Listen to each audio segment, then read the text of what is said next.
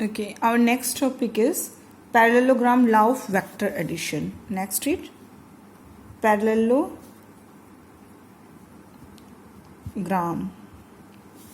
First we study triangle law of vector addition. Now parallelogram law of vector addition. What is this law? What is this law? When the two vectors are represented both in magnitude and direction by the two adjacent sides of a parallelogram drawn from a point. मतलब एक ही point से यदि दो vector draw किए जाएं और वो दोनों मैग्नीट्यूड और डायरेक्शन में पैरेललोग्राम की टू साइड्स को रिप्रेजेंट करते हैं, एक ही पॉइंट से होने चाहिए, बट दोनों किससे ड्रॉ होने चाहिए? एक ही पॉइंट से ड्रॉ होने चाहिए.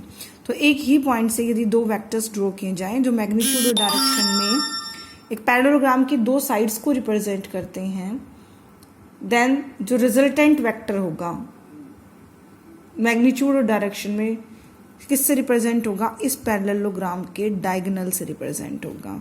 This and drawn from the same point, उसी पॉइंट से ड्रॉ होगा और इस पैरेललोग्राम का क्या होगा? डायगोनल होगा, जो इसी पॉइंट से क्या हो रहा होगा? पास हो रहा होगा. This is known as the parallelograms law of vector addition. हम ये पैरेललोग्राम में साइड्स क्या होती हैं? आपस में पैरेलल होती हैं.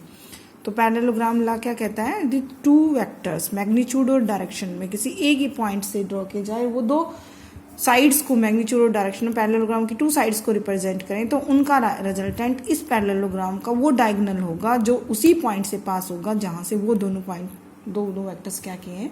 ड्रॉ किए हैं. This is known as the parallelogram law of vector addition. When it is applied when the two vectors act on the same point at certain angle with each other. Let us suppose ये दो है vectors हैं और इनके बीच में theta angle है, तो ये दो वेक्टर आपस में एक दूसरे के साथ इंक्लाइन हो रहे हैं, कुछ एंगल पर एक्ट कर रहे हैं. तो यहाँ पर हम क्या अप्लाई करेंगे? Parallelogram law of vector addition को अप्लाई करेंगे. जैसे सपोज करो there is a wooden block, कोई भी वुडन ब्लॉक है,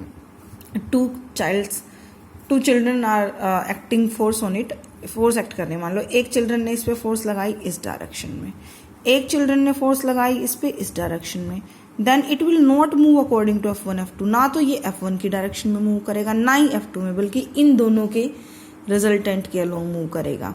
यदि मैं इसको एक कंप्लीट पैरेललोग्राम बना दूं तो वो रिजल्टेंट कौन होगा? ये डायगोनल होगा. इसके अलोंग ही मूव करना क्या कर देगा? स्टार्ट कर देगा. तो इस तरह से हम क्या पढ़ेंगे? Parallelogram law of vector addition, कि ये ए हो ये बी हो, तो रिजल्टेंट जो डायगोनल होगा इन दोनों का क्या होगा? इन दोनों का वेक्टर सम होगा. ओके. यदि हमें इस रिजल्टेंट का मैग्नीट्यूड निकालना है तो सेम प्रोसेस हम फॉलो करेंगे जो हमने पीछे का. यहाँ से हम एक परपेंडिकुलर ड्रॉप करेंगे. ये दोनों साइड्स कैसी हैं? पैरेलल. यदि इन दोनों के बीच का ये एंगल थीटा है तो ये एंगल भी कितना? ये दोनों साइड्स पैरेलल है तो ये एंगल थीटा है, तो ये भी एंगल कितना ही होगा? थीटा. और सेम जैसे हमने ओ पी क्यू, जैसे हम यहाँ मान ले ओ पी क्यू एस मान लें और ये एम ड्रॉप किया है मान लो यहाँ पर, तो वो सेम मेथड हम निकालेंगे. यहाँ भी आर का फॉर्मूला हमारा सेम आएगा, √a² + b² + 2ab cos theta. Same वही फॉर्मूला हम यहाँ पर ड्राइव करेंगे. Do it yourself. और सेम हमारा टेंजेंट अल्फा आएगा. Okay, let's do a numerical based on it.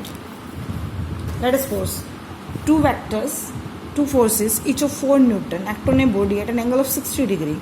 कोई भी एक बॉडी है, इस पे दो फोर्सेस एक्ट कर रही हैं, F1 है और सपोज करो ये आपकी F2 एक्ट कर रही है, और इन दोनों के बीच का एंगल कितना दे रखा है? 60 डिग्री.